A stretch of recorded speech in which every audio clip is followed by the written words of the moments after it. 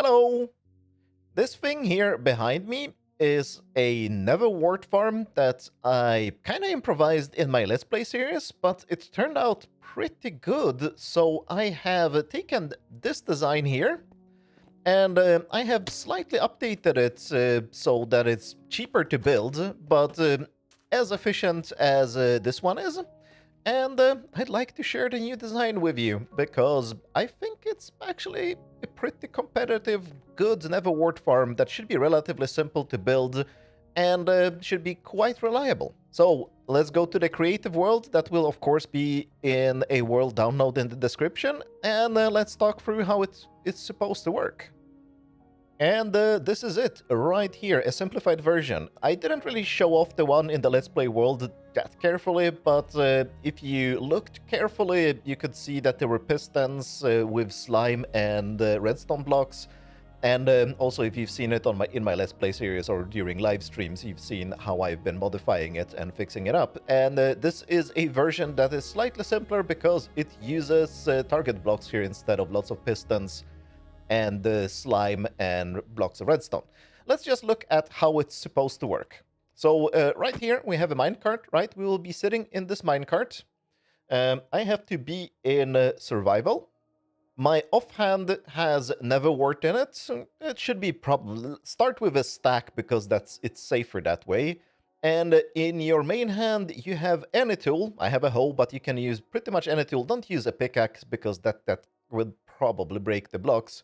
But you can use any tool with fortune free, because fortune free definitely increases the amount of Nether Warts we get. And this farm can be run pretty much forever with a fortune tool. The tool doesn't take any damage, so you don't need unbreaking, you don't need mending, you don't need to repair it ever. It doesn't take any durability damage. And the way we survive here, as you can see here, is a beacon, and the beacon is actually part of the farm design. We need to have regeneration because otherwise you will starve to death after a while. So you need to have a beacon with regeneration here.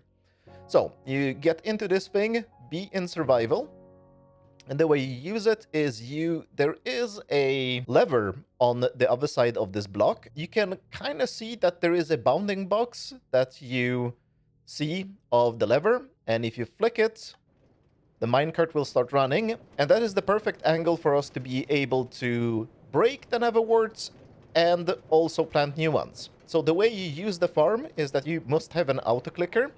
You hold, right click, and then click, left click as fast as possible. And you shouldn't do it manually because I just felt that I moved my mouse, and that will start breaking the Nether Warts incorrectly. So let's jump out back into creative. Of course, this takes a little bit of experimentation to get it right, but the aiming is exactly like I said.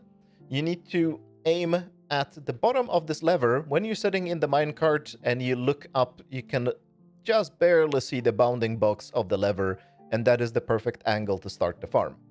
And then you stop it by, well, probably just jumping out of the minecart and flicking this lever, and the minecart will come back here and park. That's how you would use it as a normal player. The way you set up an auto clicker for this, you need to hold right click all the time, but left click cannot be held, it has to be actually clicked. You should set it up so that you're clicking it 20 times a second. So if you have an auto clicker that has an interval for clicking, that will be 50 milliseconds. And that will harvest all the Nether Warts in here correctly and replant them. So you're holding the right click to replant them from your offhand, and you click left click to harvest them.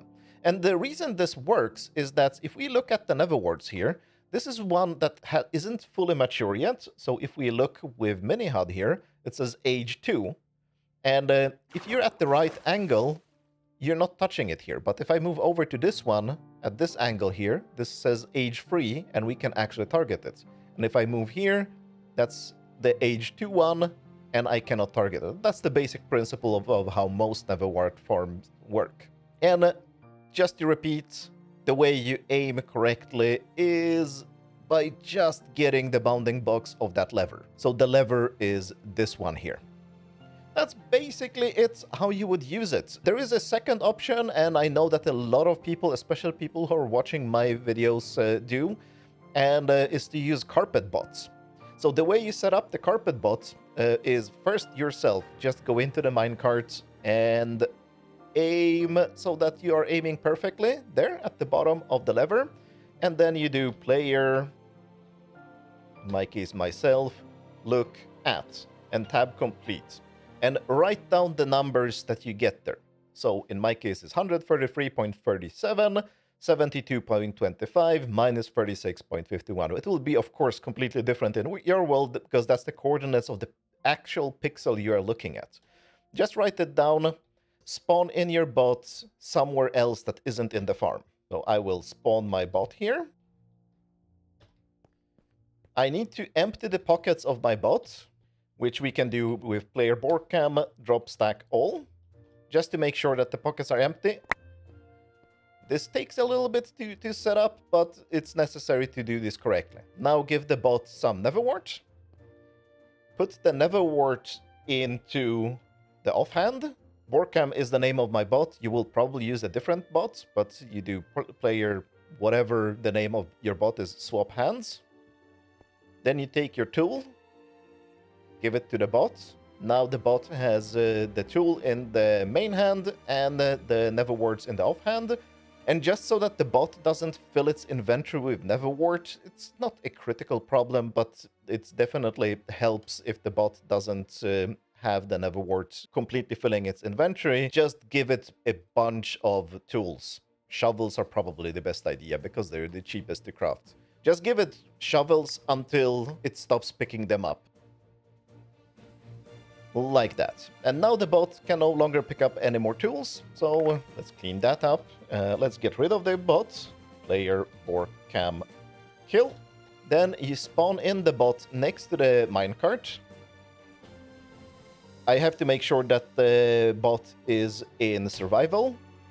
Then you do mount with the bot. Then the bot now ends up in the minecart, of course. Find that look at command that you did earlier, but do it on the bot instead. Now the bot is looking at the lever. Don't start the auto-clicking with the bot yet because, well, the bot will hit the lever and all kinds of weird things will happen. So just start the machine and then player board cam use continues and attack interval 1. That's it. And now the bot will run forever, or at least until your loot system fills up, or if you didn't build the beacon, the bot will starve to death. And the loot system in the world download is on this side, but there is absolutely no reason for it to be here. You can just turn all the hoppers around. You can route the hoppers in any way you want.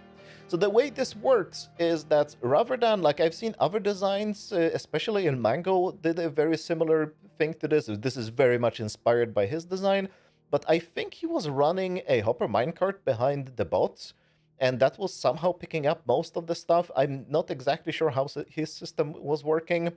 The way this thing picks up the loot is by just having a sea of hoppers below here. As you can see, every single block under the soul sand where the Nether Wart is planted and where the rails are running, it's all hoppers.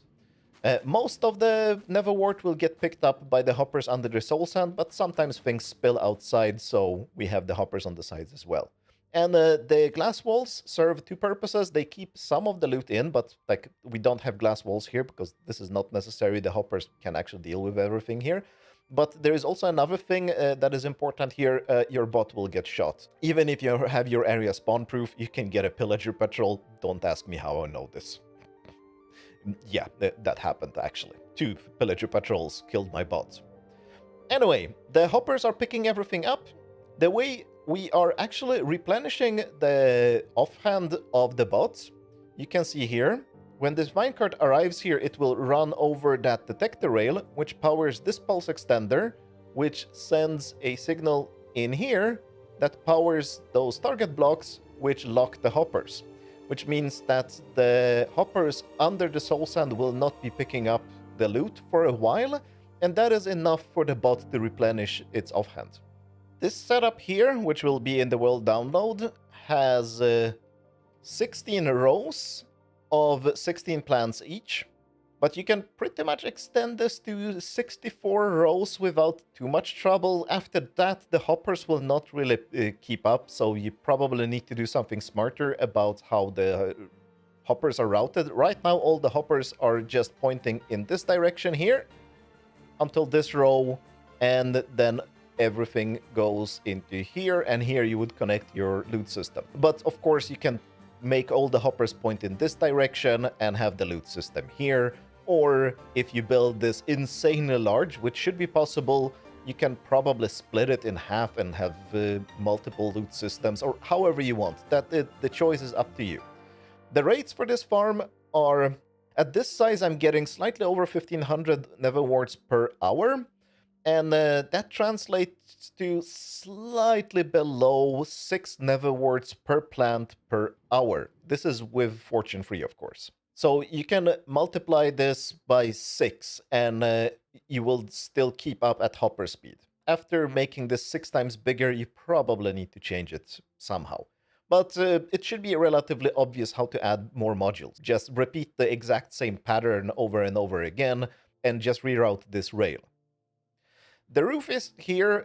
It doesn't really need to be this solid, but you probably want something that keeps the phantoms out, because if the bot is running somewhere, or you, AFK, and phantoms spawn, they will find you and they will kill you. So right now, everything here, all the rail is covered with solid blocks so that we don't have any trouble with phantoms. The beacon is set to, well, whatever its resistance in this case, but that doesn't matter. And we have regeneration. And regeneration is perfectly enough to keep up with running out of food. But you can't really be taking any damage because the beacon would not be able to keep up with that. And that's it. This should be relatively simple to understand how it works. It should be relatively simple to build. Nothing super fancy. Everything should be pretty clear from the world download, which will definitely be in the description. And I think that should cover it. If you have any questions, ask them in the comments and I'll answer anything I understand. Or come to Discord, which will also be in the description, and we can discuss this farm or other farms there. Otherwise, thanks a lot for watching, and have a good wart. That came out wrong. Bye.